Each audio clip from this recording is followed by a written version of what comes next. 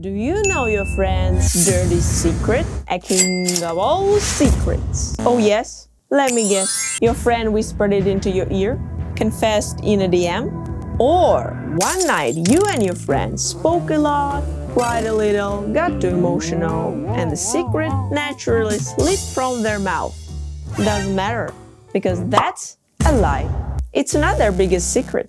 It's just a confidential fact your friend decided to share with you. Yes, it's trust. But remember one fundamental rule. If this is what they tell you, think of what they hide. Because we all hide something. Even your best friend will never tell you the dirty secret. The one that can destroy not only your opinion about them, but their lives. The secret that can repel you, spurn you, make you sick. You know what kind of secret I'm talking about. You hide a secret like that too.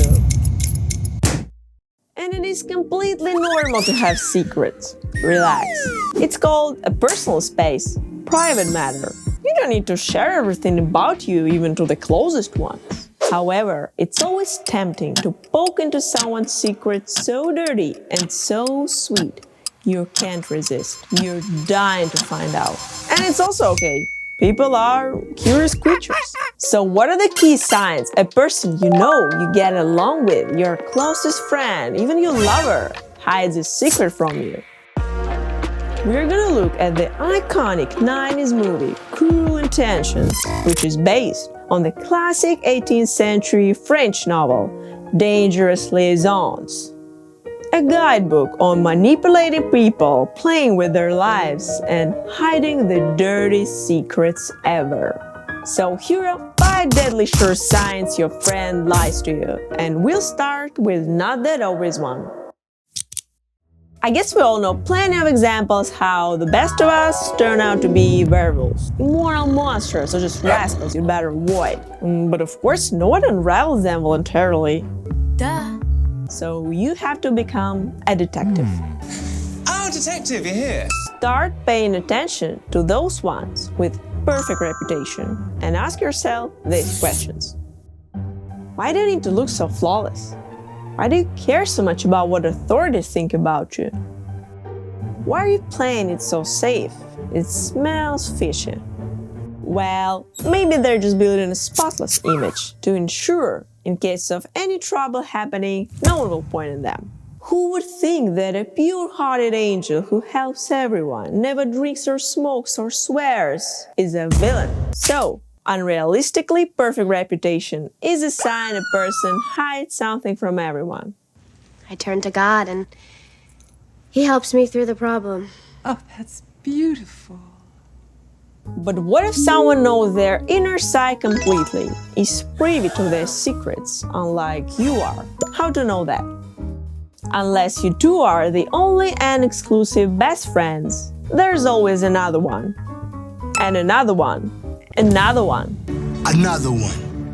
Somebody who always hangs around your friend, but shuts up or vanishes the moment you come.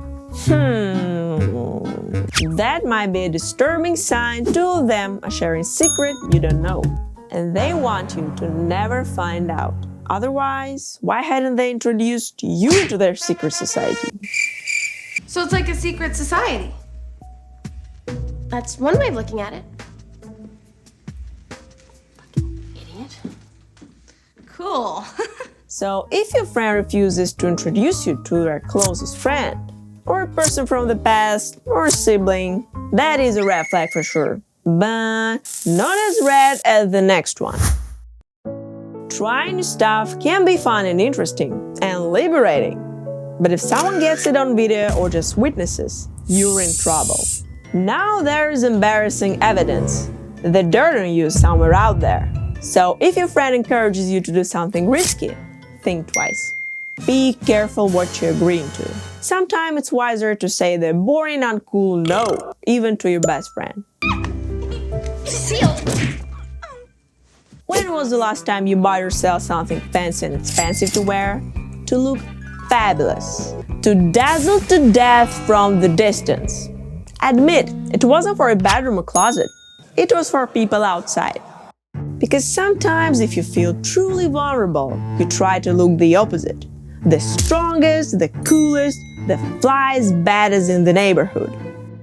Your dress is designed to impress and literally kill anybody who gets nosy. Don't you dare! Says your Versace dress, your Armani jacket, your Gucci purse, your favorite apparel brand, favorite accessory. So if someone looks too fabulous, maybe they're on the edge of cracking and spilling their dirty secret. Open your mouth. And the reddest of them all, so red you can't see anything. The red flag you'll notice for sure. A weird scrapbook they spend all the time with.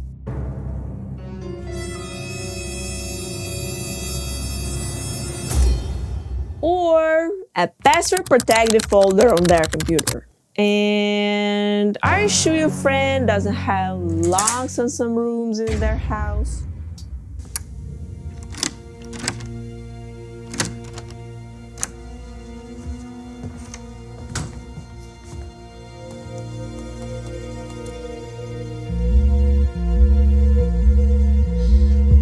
Oh my God.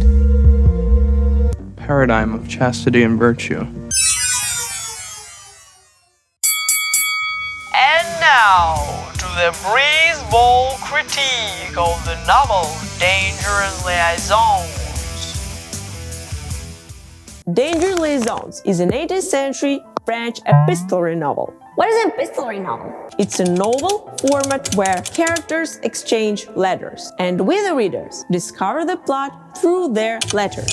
Boo! I thought such kind of novels is the worst kind.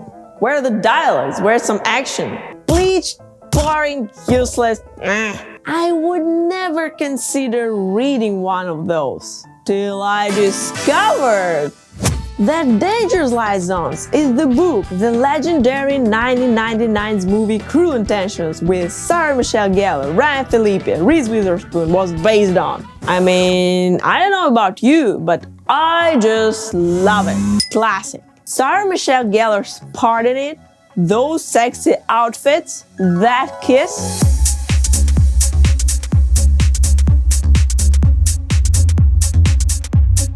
Oh.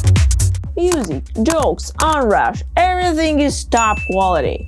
And the whole movie is a spectacular yet simple teen drama with insta-love. But who cares? It's not a love story anyway. But that's a 1999 movie. And here we are with classic French epistolary novel. Of course it's written in old-fashioned, slow-paced manner. But hey, it's the 18th century. Be easy on the author. And by the way, the author Pierre Chauderlot de la Clos wasn't even a professional writer. He was an army general and revolutionist who invented a hollow cannonball. So, he did a great job to entertain and educate us, just after researching how to kill us. And not with the boredom from his epistolary novel. I love the naughty characters. Marquise de Martel, first of all. Obviously. Sorry, Mama, but I didn't consider her a villain neither in a movie nor in the book. I know, I'm a bad girl. And I never expected 18th century in France to be so lecherous, naughty, and unforgivable. People had no common sense or fear. No surprise 18th century ended up with French Revolution, riots, and executions. And here is a rating made of 12 factors I personally assess every book I read.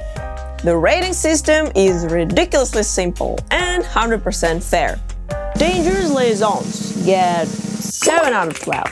Impressive! The author tried to polish all the plot knots and succeeded. But the novel is hard to read anyway. And here's a quality coefficient I use to mathematically measure each book in terms of enjoyment for right brain and profit for left brain. Here's a bulletproof formula if you're not afraid of math. Dangerous Liaisons gets 2, which is admittedly low. For reading Dangerous Liaisons, you earn 29 hours of fictional experience, additional time lived on this planet. An extra day to reconsider your sex life. However, it takes you enormous 16 hours to read this piece of mastery. But since it's written in a real old-fashioned manner, I'm gonna recommend it only to history connoisseurs who are interested in 18th century France. Or to the Cruel Intentions movie fans. Ouch! France. It depends, right? Click here if you think your dating skills are holding you back from finally becoming her or her. They both did horrible mistakes, but this one did everything wrong, yet got her happily ever after anyway. Hello, this is your future. I'm holding not a new phone, I'm holding the new me. This is not only the device that is outstandingly better than anything on the market, it makes me outstandingly better. Stop it. Get some iPhone.